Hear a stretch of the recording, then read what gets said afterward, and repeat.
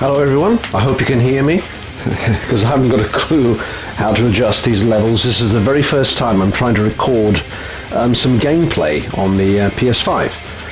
Anyway, the game in question is called The Takeover. Now, for those of you that know me on Instagram, which are quite a few of you, you know that my favorite genre is the side-scrolling beat-em-up. And The Takeover is just that. It was released a few days ago. It's been out on the PC for a while, but it's just been released on consoles, and it's a pretty great game. First of all, you've got all sorts of different modes of play, the main one being arcade. We'll go into the options screen. You can choose your difficulty. Of course, I choose easy, because I'm an old man. Now, first of all, when you first play the game through, you start with these three characters. You start with somebody called Connor. This is Ethan and Megan.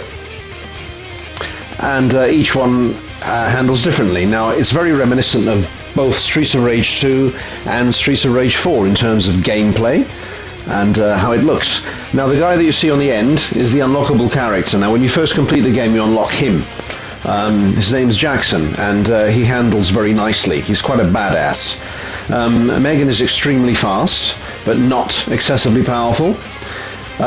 Ethan is the Axel Stone of this game. He's pretty much a good all-rounder, he's the one that I chose initially. Connor is slow, but extremely powerful.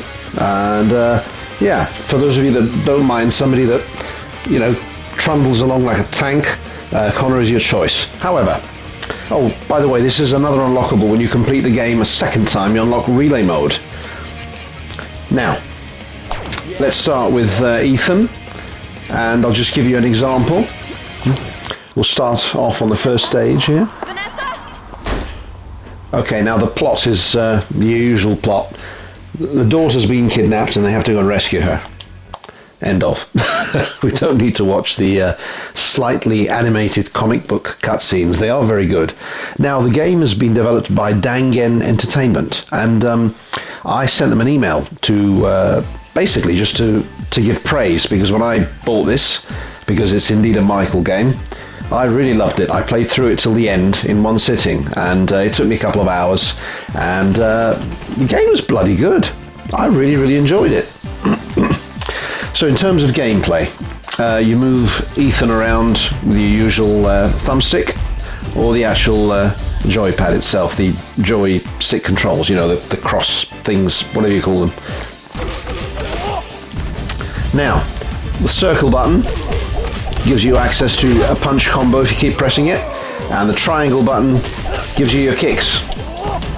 You can combine the two to make longer chains. The square button is your special move. Very reminiscent, again, of Streets of Rage 2 and 4. And 3. Mustn't forget Streets of Rage 3. And as you can see, if you mix your buttons, you can perform some really great combos. The graphics, as you can see, are really quite outstanding. The lighting's very nice. The environments are nicely animated. There's a lot going on. You can break certain objects to reveal pickups, like coins, spinning cars. I think they just go towards points. And there you have it.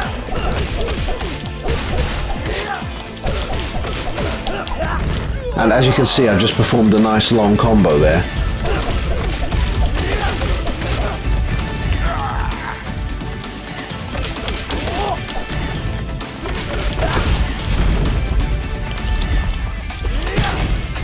Yeah, you can do a floor slam, just like Axel's in Streets of Rage. Now, the thing is, it's very good that you draw inspiration from, you know, your favourite games. It's not necessarily copying per se, but it's good to draw inspiration, and these developers clearly have from Streets of Rage. But unlike other cheap copies of games that I've played in the past, and lots of them, this is actually one of the best I've ever played. I enjoyed it almost as much as when I played through Streets of Rage 4. It's almost as good. It's lacking a couple of things. Mainly, I think the thing that is lacking, when you're surrounded by enemies, there isn't a back attack like there is in Streets of Rage. Well, in all of the Streets of Rages. There's a button where you can attack the enemy behind you, so you can elbow him in the face. There isn't such an attack in this game. It may appear in a future patch, but that's one thing that's lacking, I think. And a running attack with weapons. There's a running attack when you don't have weapons in your hand, but if you pick up a crowbar or a sword, there isn't an actual attack that appears at the end of a run, like there is with this one, when he's unarmed, anyway. But other than that, I have no criticisms to the level of the game, not really. The only thing I would say is I think it's a couple of levels towards the end. I think it's the penultimate level, I think, or the second to last level. You're overwhelmed by these mechs, these sort of mech robots armed with miniguns. You get attacked by 2 or 3 of them at the same time. They're very difficult to actually beat for a start, and if they overwhelm you and they're all machine gunning you and stomping you, it's very difficult to actually get out of. But you've got a few things to help you. First of all, you've got various special moves, which I'll show you. The first one is like a smart move that clears out a screen. That one. The other one is if you press the square button by itself, you get that move, which is the one that I'm saying is very reminiscent of Axel Stone from Streets of Rage's Dragon Smash. Now, first of all, in terms of sound, as you can hear, it's your usual affair, as in, you know, boom, bash, kaboosh, wallop, crash, the usual. But the music is excellent, and one of the artists is the famous Yuzo Koshiro, and I'm sure you've heard of him if you're a retro gamer of Streets of Rage fame. He's produced some cracking soundtracks. Now the loading times are a little bit on the long side. Yeah, I'm not sure how to pause this, so we'll have to bear with me on the actual loading screen, but it's not terribly long. Let's say slightly, but not that much.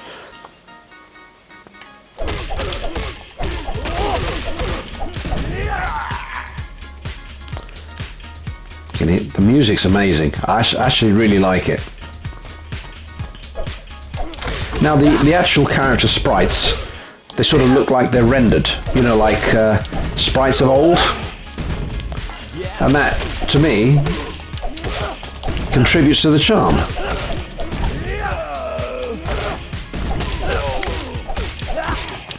Anyway, there you have it. So the question is, if you're a side-scrolling beat-em-up fan, you don't even have to think about it. The game's very well priced. It's not expensive at all. It's under £20. So I'd go for it. I think it's superb. It's available on all the consoles, including the Switch.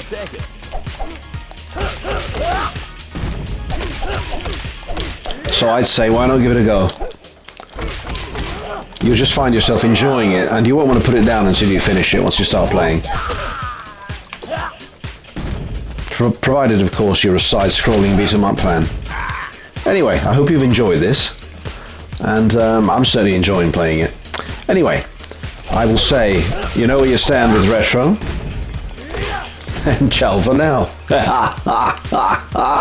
Ciao, ciao.